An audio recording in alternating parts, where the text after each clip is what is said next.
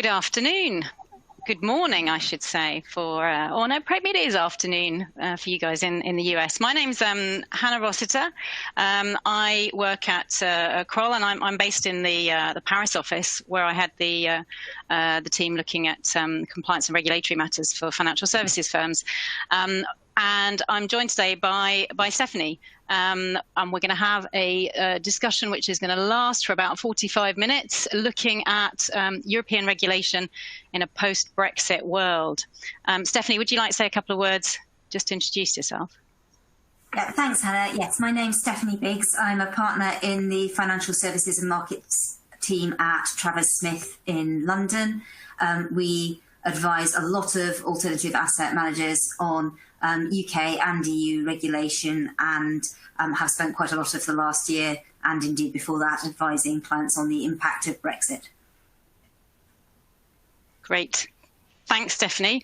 So perhaps we should back up a little bit before we get started, because as you and I both know, because we've both been physically present in Europe for a number of years now, albeit on opposite sides of the channel, Brexit started with a referendum in 2016, and finally, after a number of years, actually took effect at the very beginning of this year. Perhaps we could just take a couple of minutes to look back. What was the situation for firms who were looking to raise capital within the EU before Brexit took place? Yeah, and I'm just going to take a second to share my screen and just illustrate it with a couple of diagrams, because this is one that I think is possibly easier done in pictures. So let me just bring that up for you. So just to recap then briefly where we were pre-Brexit, the starting point, if we think about people operating from the UK, and this is a somewhat stylised world map, people working from the UK were typically managing funds out of the UK. They were licensed in the UK as fund managers or AIFMs, and they were entitled under pan-EU legislation to market their funds into the EU across the full EU jurisdictions. The position was slightly different for non-EU sponsors, whether that was in the US or Asia or simply those based in, for example, the Channel Islands.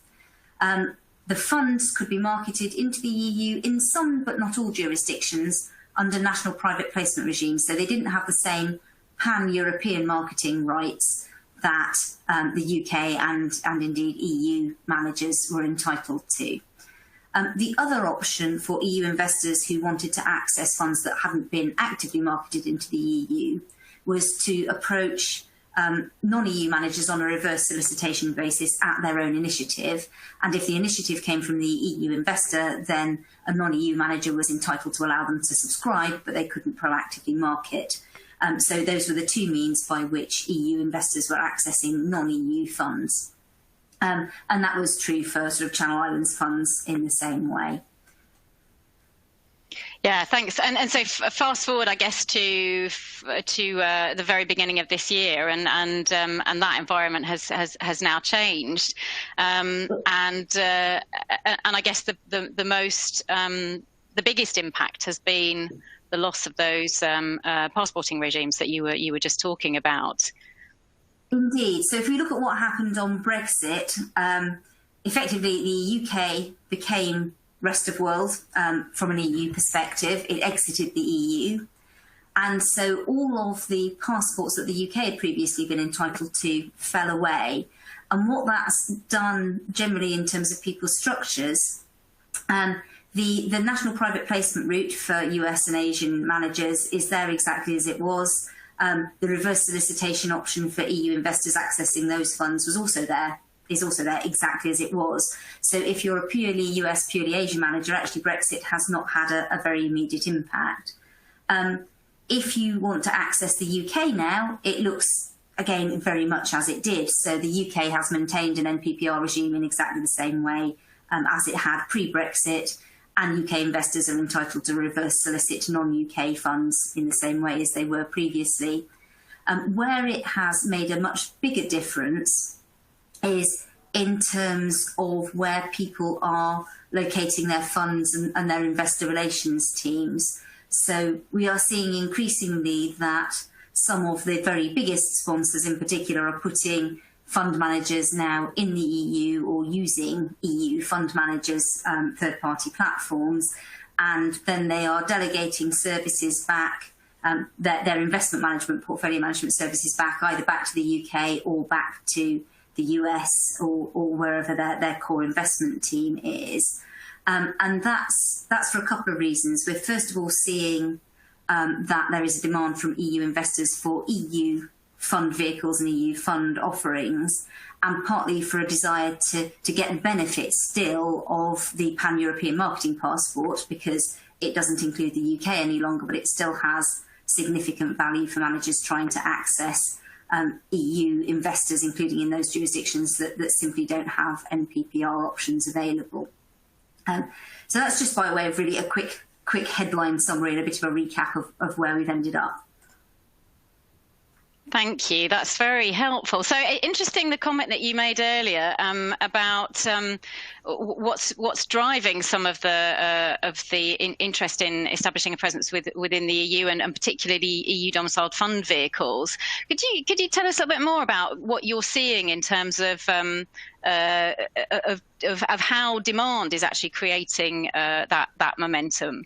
Yeah, it's really interesting because probably until kind of this time last year, what we really saw was people very much trying to maintain the status quo generally, except for some of the very biggest multi-strategy houses who have a lot of fund products on the road at any one time. They have, a big EU IR team, they have a big EU investor base.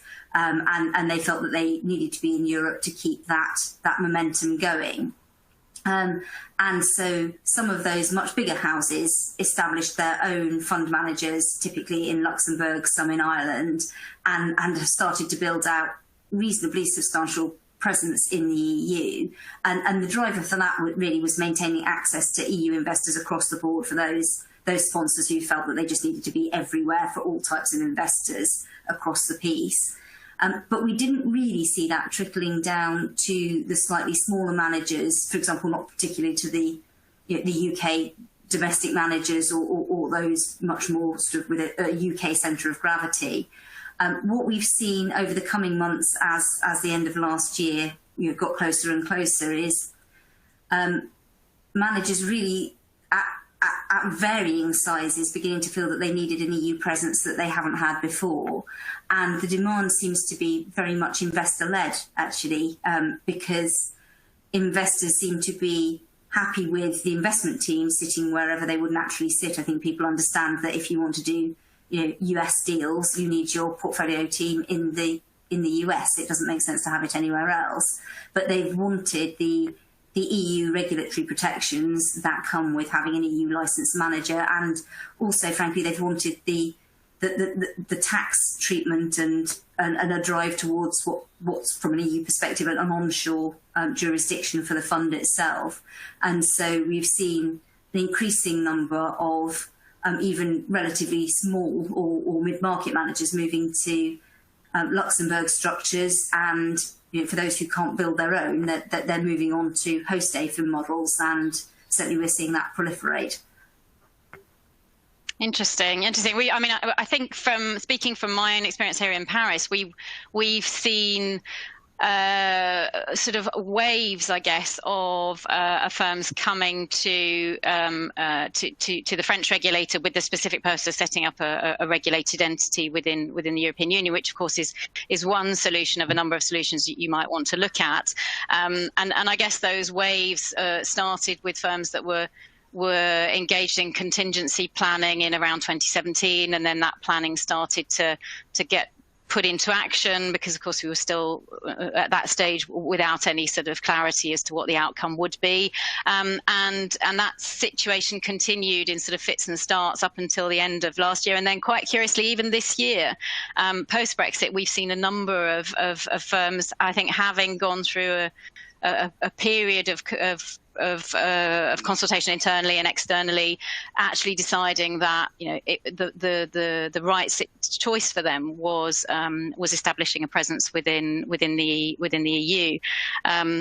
So, which I think is interesting, because at the time, I remember when the referendum result was announced, there was a lot of speculation around, about teams being sort of wholesale relocated from one jurisdiction to another. But of course, I don't think that's certainly not been my experience or what I've seen in the market here in Paris. And would you say that you're aware of firms that have moved large numbers of staff, or not necessarily? No.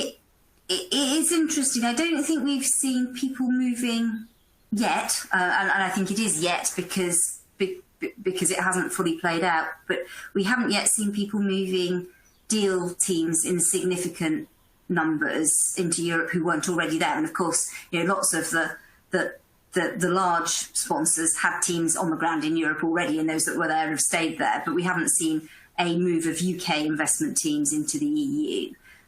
Just because it doesn't make any sorts of operational sense.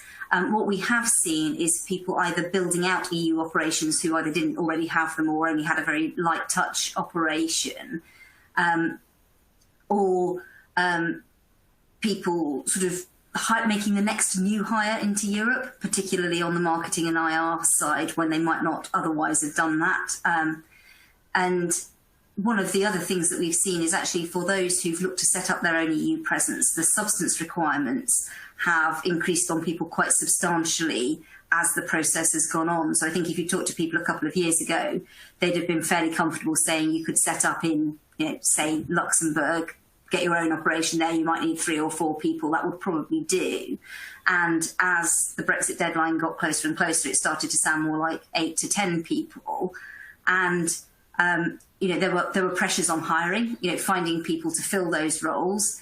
If you're a fairly, streamlined asset manager without a big back office, for some people that meant doubling your back office or more than in one hit. And so what we've seen is that the biggest managers with the deepest pockets have tended to build out that resource, and a number now have quite significant operations, sort of back office operations on the continent.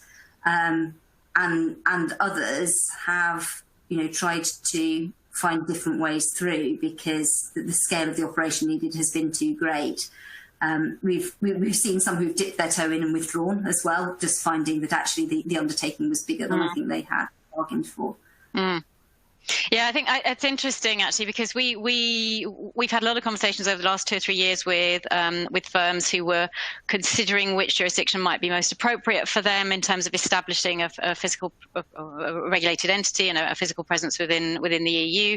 And as part of those discussions, both internally with colleagues but also with clients, we've come to understand that actually the objective of supervisory convergence, which is something that ESMA and the Commission have been on about for years, seems to be coming into being. So the idea that perhaps you would get a different response from the CBI than from the CSSF and from the AMF in terms of what the minimum substance requirements are is actually beginning to disappear. And there is a sense, I think, of these regulatory authorities speaking with one voice and no doubt being told to speak with one voice, because of course increasingly decision making is happening at the supranational level and not necessarily on these kind of matters anyway at a domestic level. So interesting, I think that there is a solution there for firms who are looking to continue to access investors and also opportunities within the EU to take the plunge and actually establish a presence in an EU member state.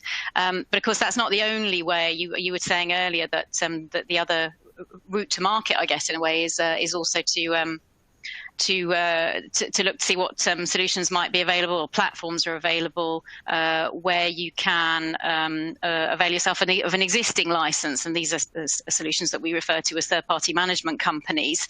What are the criteria, do you think, when you're talking to clients about which option they're going to choose, and what's their thought process as they go through that discussion with you? Yeah, it's an interesting decision process, because I think the first question that clients ask themselves is, do we need that level of EU access? Because moving on to either a third-party platform or setting up your own presence, it's quite a big undertaking either way. So I think the first thing clients are looking at is, actually, is the national private placement framework enough? Does it get us enough access in enough jurisdictions to raise the amount of money we want to raise? And if the answer to that is yes, then you can carry on as before. And I think there are plenty of people doing that. But then there's another layer of people for whom the answer to that is no, we need that wider EU access. We need to be able to get into, particularly the southern European jurisdictions. We need to be able to get into France and Italy and Spain and Portugal, and we can't easily do that under NPPR. So we therefore need some sort of licensed EU manager. Do we use a third-party service provider, or do we set up our own? I think is very largely a question of scale. If you are big enough with enough EU activity to justify setting up your own presence, then that's where we see people going. But big enough is really very, very large. It is generally multi-strategy managers running multiple products and raising very, very significant amounts of money. For the managers who just don't have that scale, of whom there are a very substantial number of even quite large sponsors, then the third-party platform is quite attractive in some ways, because it allows you to utilise somebody else's compliance resource. You don't have to build your own substance. It's not your headcount, it's somebody else's headcount doing all of your risk and compliance. That's quite attractive. The perhaps slight hesitation that people sometimes have is, from a marketing perspective, it means that technically you have a third party raising your next fund. And I think people are increasingly getting over that perception concern, and investors are beginning to understand that model better and becoming more comfortable with it. But certainly in the alternative space, I think that has just been a bit of I guess a mental leap for people to recognise that, in fact, as well as their own name on the front of their offering docs, it is also going to have a third-party provider's name. So that, I think, has made people just sort of generally hesitate and then get past it. But it's one of the things that people look at. And otherwise, just sort of understanding operationally how it will work, how will that person plug in.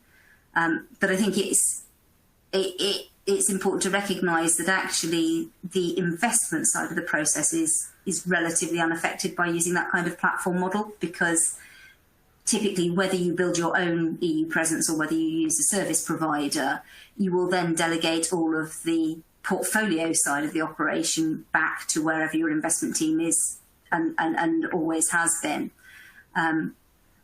I mean, I know, Hannah, we've seen a lot of noise around the delegation model, but I think for now there is still a recognition that actually this model only works if what's in Europe is the risk and compliance piece, but actually the investment team needs to be where the deals are.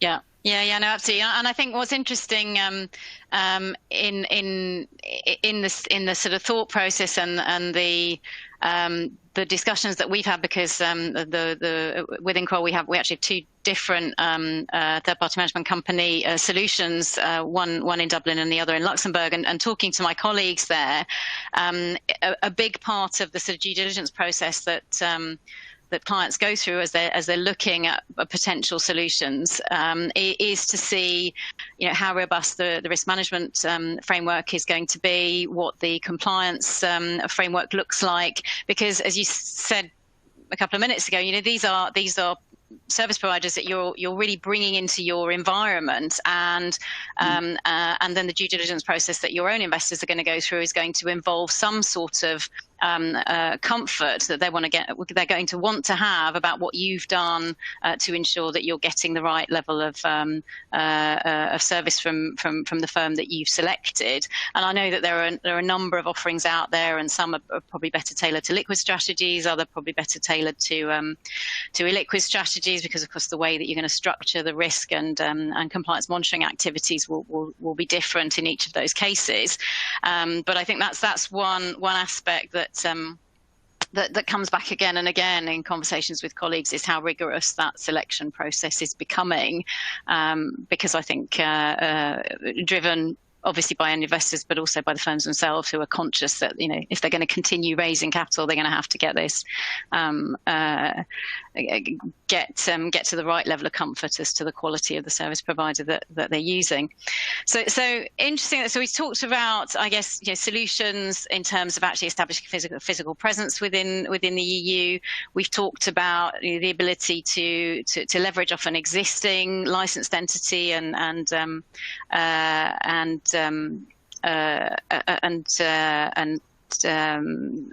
with third-party management companies. And I guess the other area that you were talking about a few minutes ago was, well, actually, as a firm, do I really need to be making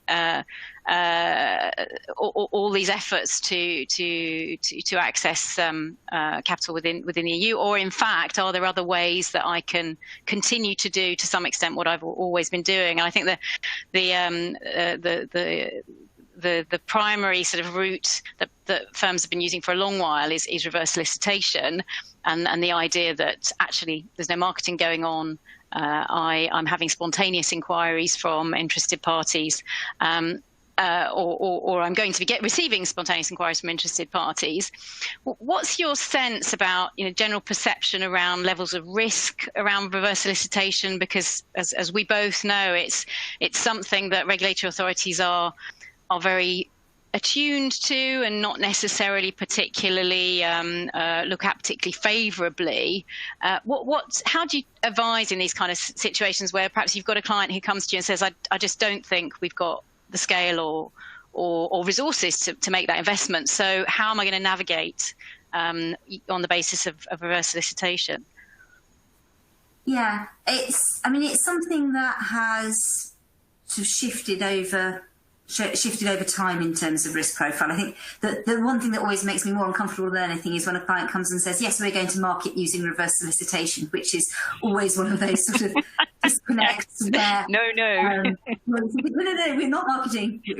Some investors may choose to come to you, but that's not the same thing as marketing under reverse solicitation. So I think it's really important to understand it is not a permitted marketing route. It is, from the regulator's perspective, a removal of barriers to the investors seeking out what they want to seek out. The whole idea of the EU marketing regime was not to prevent EU investors who are sophisticated and understand what they're doing from accessing any managers they want to choose to access. But it certainly wasn't intended as a legitimate route for managers to approach EU investors on that kind of unsolicited basis.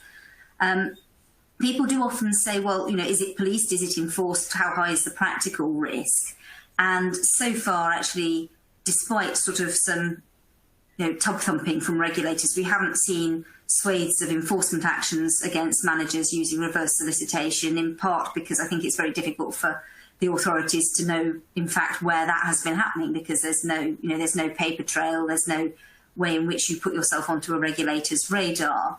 And so, till the end of last year, I think you'd have said, well, provided you have got a good fact pattern, you've got, an email or a file note of the investor approaching you, and it has to be genuine, but as long as it is genuine, and that does sometimes happen, then you might use that as a basis for accepting some EU investors. I think, if you were launching a new fund and a new strategy and suddenly ended up with 250 EU investors in there under reverse solicitation, I think that would raise eyebrows. But if you've got one or two in particular jurisdictions you've known for a long time, they've heard on the grapevine that you're in the market, then people do that, and that's how it's intended to work. The difficulty, I think, is that Brexit became very political, and so whereas previously it was a relatively low touch point thing for regulators. EU regulators became very focused on the fact that suddenly a lot of UK managers might use it as a means of accessing EU investors post-Brexit, when the whole point of Brexit was that that right of access was going to be removed. And that's had a knock-on effect for everybody else, because it means that regulators are now interested in this in a way that perhaps they weren't actively interested before. We know that the EU is doing a review of this. We're expecting them to report on it later this year with their views of, good and bad practices, and whether this is an investor protection risk. And there was one fairly strongly worded press release from the pan-European regulator saying, we know there are some bad practices out there. We are looking at this. Watch this space. So I think I would be more cautious now than I might have been a couple of years ago on it. Yeah. I don't mean to say that it's not still used, but I think there is more risk perhaps than there was.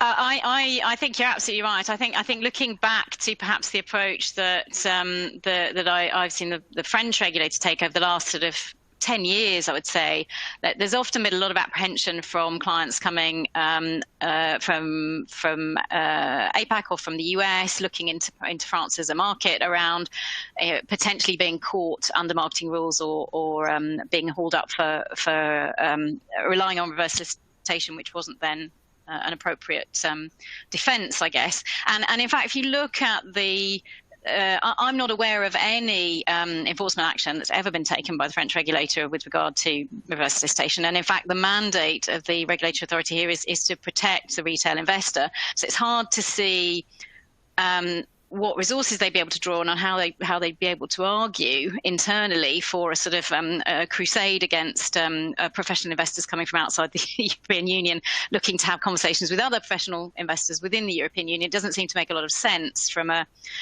political perspective, or didn't seem to make a lot of sense. But I think you are right. The whole area has become politically charged because of the situation that we now have post-Brexit. And I recall the press release that you mentioned. I think it came out very early on in January, and really was a thinly veiled warning shot across the bows to ostensibly to, and I think it even says so in the release, to firms based in the UK. But of course, you're absolutely right. What it's done is put a spotlight on a situation which firms internationally have been using for years now, without too much concern. And of course, I think that's now shifted into an area of key focus for the European regulator, and the extent to which they're willing to sift through where they're going to be focusing their efforts and weed out any non-UK based firms, I don't know. It seems to me that there's a danger of being caught up in a net that wasn't necessarily intended for you, and ending up with a discussion that perhaps you wouldn't have had sort of two or three years ago. So it's I think an unintended, unfortunate consequence for firms internationally of the situation that we're all going through in the UK and in the EU. And I guess kind of brings us on to, yeah, please go ahead. Well, I was going to say, I think from a sponsor side, the question I'd be asking myself is, what would my investors say if the EU authorities asked them how they ended up in my fund? Because I think that's where they're going to have to start, because they will know who the big EU investors are. It's very much easier from a regulator's perspective to go and ask them what funds they're in and what the basis was than it is to try and work out which non-EU firms might be approaching EU investors. So I think you need to have confidence in your investors understanding that they have reverse solicited your funds and that that's what they would say if they were asked. Yeah, absolutely. That everybody properly understands the basis on which these communications have started and will conclude. And I guess that just on sort of moving on from the point of reverse solicitation, although it's not really necessarily moving on per se, because there are new rules that are coming into force in early August within the European Union, which are looking really to change the basis on which, or to establish a harmonised basis across the EU for activities that are then defined as pre-marketing. So what you can do before you're actually caught within the marketing provisions. And there are also a number of other changes in there. I think we talked about this the other day, which are going to impact firms operating within the EU. Do you want to maybe say a couple of words about what's called the Cross-Border Fund Distribution Directive and Regulation. It's a bit of a mouthful, but because it is, I think, going to have likely have an impact on non-EU firms when they're looking to access capital within the European Union.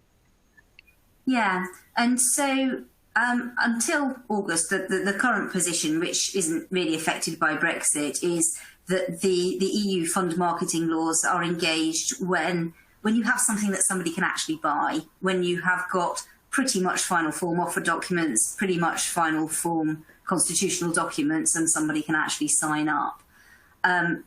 The issue was that lots of European regulators concluded that line, that line was put in different places by different regulators. So when you said to, say, a French advisor or a German advisor or a Dutch advisor, okay, so when exactly is that? When have I crossed the line into tripping these marketing laws? You got quite different answers by different jurisdictions. And so Europe has aimed to harmonise that by setting out exactly what pre-marketing is and what it isn't, and when it's formal marketing under the official regime. And it applies on its face to EU managers only, and that's sort of remaining EU, so not UK, not US, not Asia. And what it does is it says that if you're an EU manager and you wish to pre-market in any EU jurisdiction, you have to tell the regulators that you're doing it. So within a couple of weeks of starting pre-marketing activity, testing strategies or testing terms with investors, you have to let the regulators know that you are doing that in those jurisdictions. But of course, then that potentially places EU managers under a greater burden to non-EU managers. So all of this is still, remarkably, with only a couple of months to go, it's not fully implemented yet in most EU jurisdictions. But what we are expecting regulators to say is that if we're a jurisdiction that allows non-EU managers to market, then we're going to require them to notify pre-marketing in the same way as if they were an EU manager, in the interests of fairness and a level playing field. So we are expecting regulators to be more focused on that soft circling stage than they have been previously, and there to be a framework under which you can do that. And it's going to be more formalised than before. The other interesting thing that it has in there is a requirement that pre-marketing, at least on behalf of an EU fund manager, can only be done by an EU licensed intermediary, which has never before been hardwired. Now, it's been implicit in other legislation, but it's never been stated expressly in quite that way. So it has also put a focus and a pressure on, for example, placement agents and other third-party distributors as to how they then operate, and a requirement to make sure that those service providers have got the right licenses in the right places to assist you as well.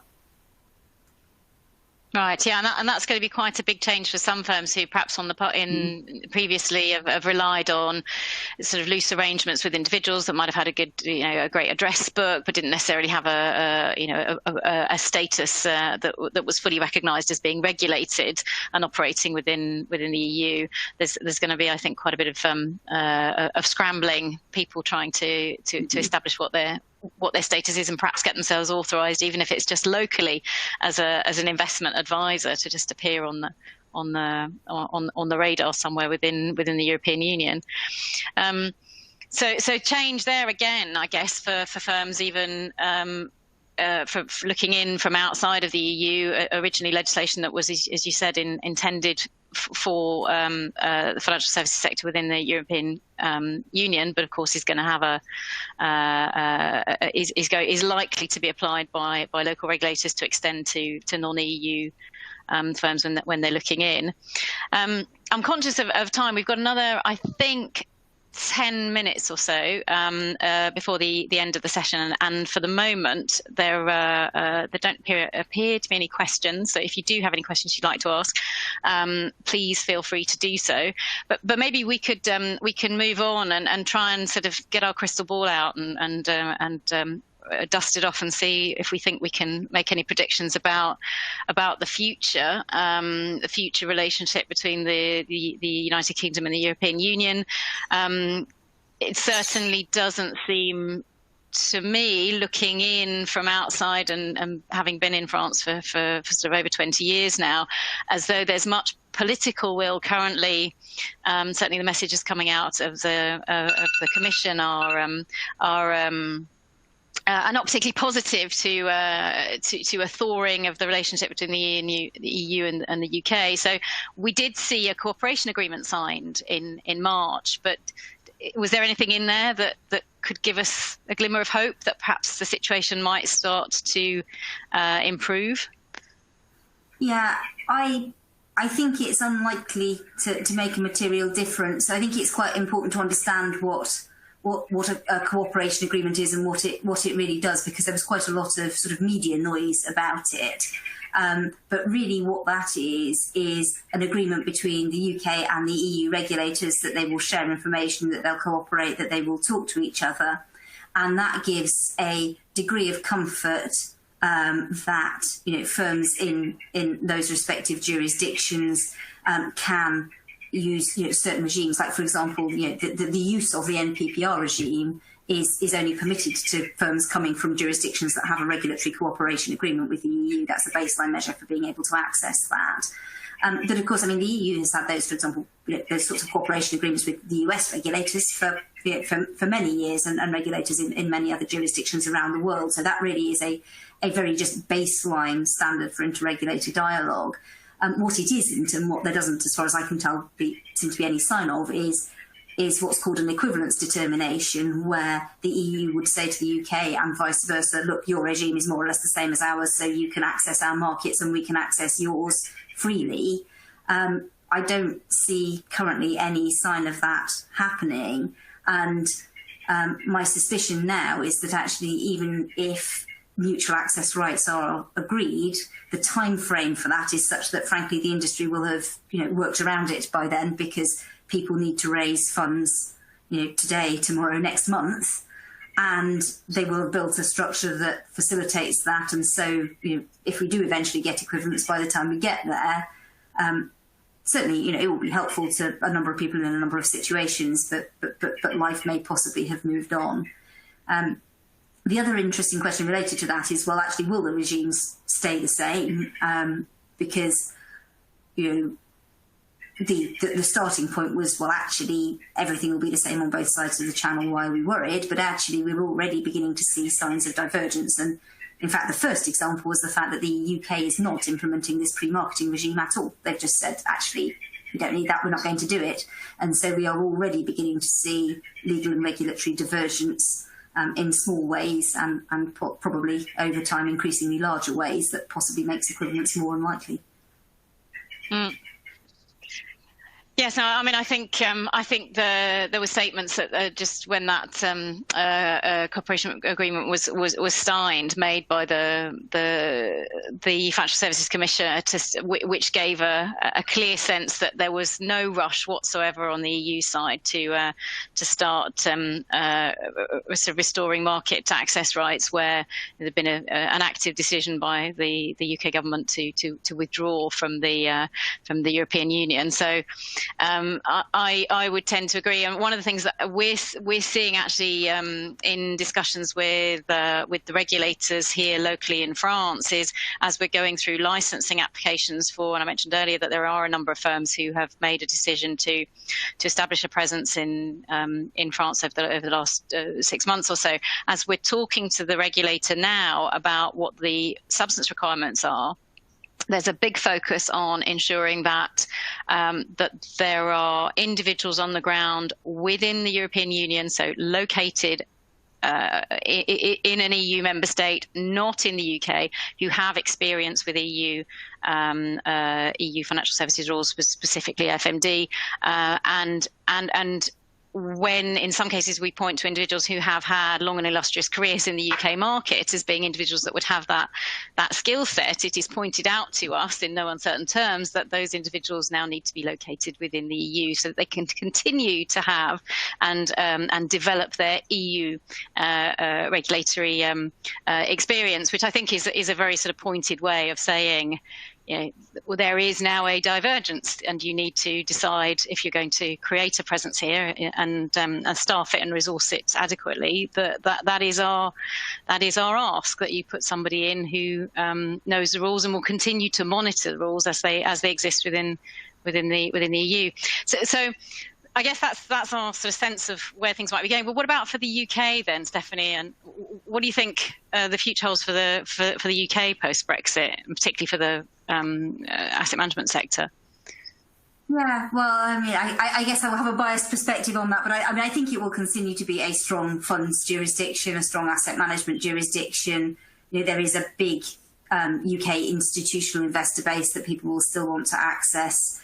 There are lots of investment opportunities, so I think the UK will certainly continue to be a big jurisdiction in the asset management sector. I think we will possibly see, there is a question as to whether it remains the full springboard to Europe that it has been for many non-EU firms for a long time, whether it is the natural next jurisdiction of choice for people to use as their base into Europe. I suspect for many that still will be, just because of, it still has the benefits of, working in English, which for many people is important. It's in the right time zone and everything else. It's well transport linked and all of those things.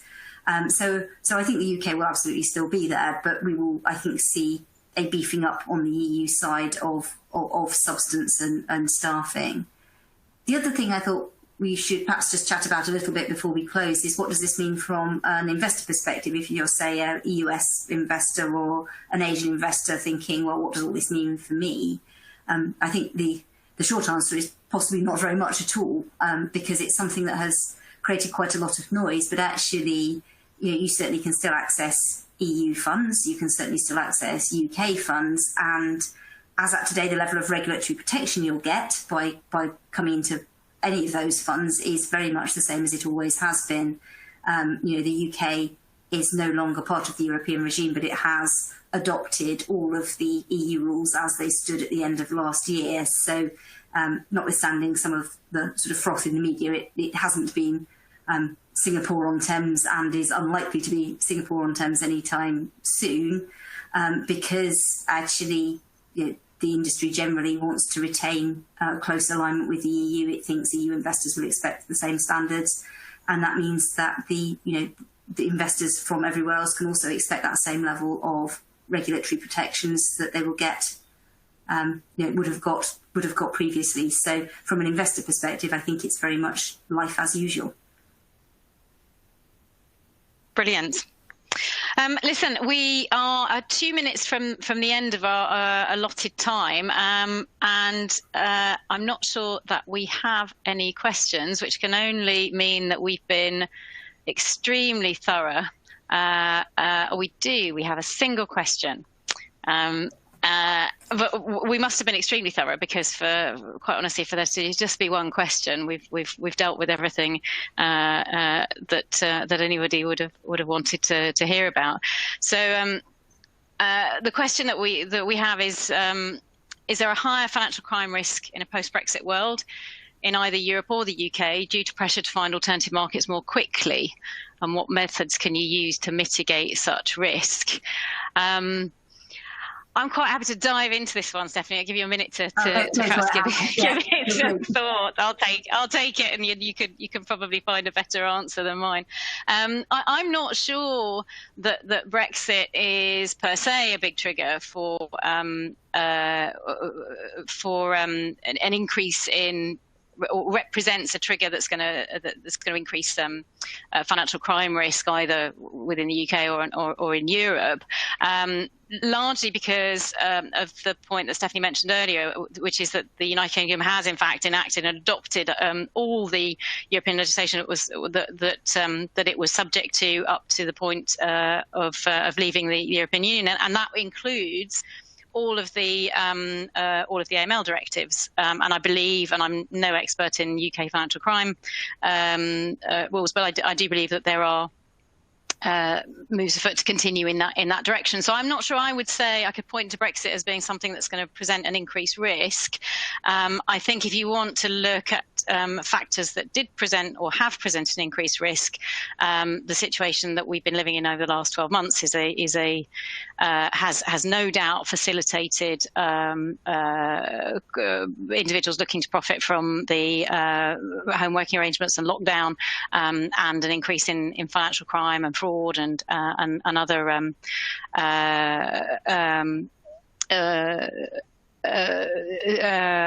other crimes to do with payments and possibly even tax-related matters. But I'm not sure you could point to Brexit and say this is something that is per se going to increase financial crime risk. I know what your thoughts are, Stephanie. I think we've got a couple of minutes left before the end. Yeah, I tend to agree with that. I mean, what it has done, I think, is potentially pose some risks to enforcement cooperation. There is less access for the UK enforcement authorities than there was to EU information and data, and vice versa. But in terms of the asset management sector, both sides of the channel are subject to very, very stringent AML requirements in many ways, more stringent than some of the requirements in the US, for example.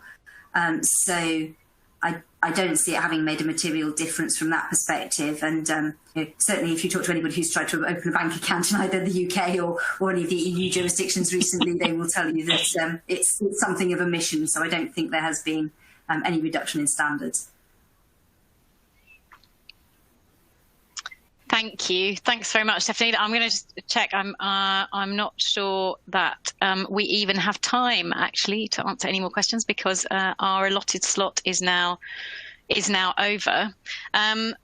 Thank you so much, Stephanie, for taking the time to prepare the session and to talk to us all today. And thank you to all our listeners. And with that, I will pass back to